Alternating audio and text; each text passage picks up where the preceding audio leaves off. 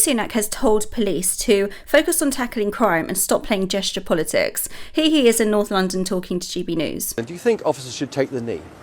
I think what officers and police everywhere should be focused on is on tackling crime. That's what the public expects of them, and that's what I expect of them. And I've been talking to police officers here today. That's what they're keen to deliver. And that's why one of the things we've done recently is agree with the police that they will follow up all reasonable lines of inquiry when thefts happen. Again, that's what people would expect. And especially now where there's more technology, whether it's GPS or doorbell video, all of these things that can be given to the police, people will expect them to follow up on those things and actually just catch criminals, as well as tackling things like antisocial behaviour, which is why earlier this year we worked with the police and local authorities to announce a compelling antisocial behaviour plan. This is the type of crime that impacts too many communities up and down the country, and these are the bread and butter issues that the police should be focused on. So not gestures like taking the knee? Now, I think police officers, like the ones I've spoken to today, are focusing on catching criminals, whether that's tackling people who are committing thefts and burglaries, whether that's people who are doing antisocial behaviour,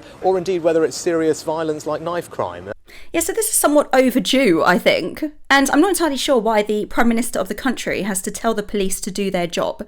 Is that the state that we're in now, where we need the police force in this country to be told by the Prime Minister to stop playing gesture politics and actually focus on tackling crime? Well, of course we are, because all we ever seem to see or hear is how the police are bending the knee, or how they're dancing at pride movements, how they are basically losing respect in the country, which is one of the reasons why crime is so out of control. It's one of the reasons why thugs and criminals are laughing, because they know that we don't really have an effective police force. They know that if you call the police, you might be waiting a long time to hear back from them. And even if you do get the police, well, the police don't really have much power, do they?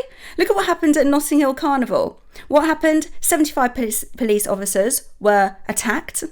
6 were bitten. 1 was sexually assaulted. You then had the head of police saying, "Oh, we should move this carnival to an enclosed park in the future," because the situation was so out of control. This is the state of what's going on with our law enforcement in this country. So when you do get the police going around playing these identity politics, when you go around them bending the knee, just saw an article the other day in the papers how the police are now apologising for the way that gay people were treated in the past. And when I saw that, I thought, what is wrong with you? Why is this headline news? Why are you focusing on apologising for this when there's serious issues going on out there? There's serious problems that need to be tackled. So, of course, this is what everybody wants. The Prime Minister is telling them something they shouldn't need to be told. It's an absolute joke. A lot of people view the police force in this country as a joke, which is sad, because it was once such a very fine institution, one which commanded respect, one which was able to instill discipline in the country. This has all changed thanks to politics, thanks to political correctness, thanks to the woke movement, thanks to making the police feel from the very top that they have to be careful what they say and who they offend. And this need to not offend people has now taken precedence over people's safety, and crime has exploded, particularly in London, and particularly since Sadiq Khan got in, because ever since he got in, things have just gone downhill, haven't they? I have no idea what the people in that city are thinking when they've voted him in twice.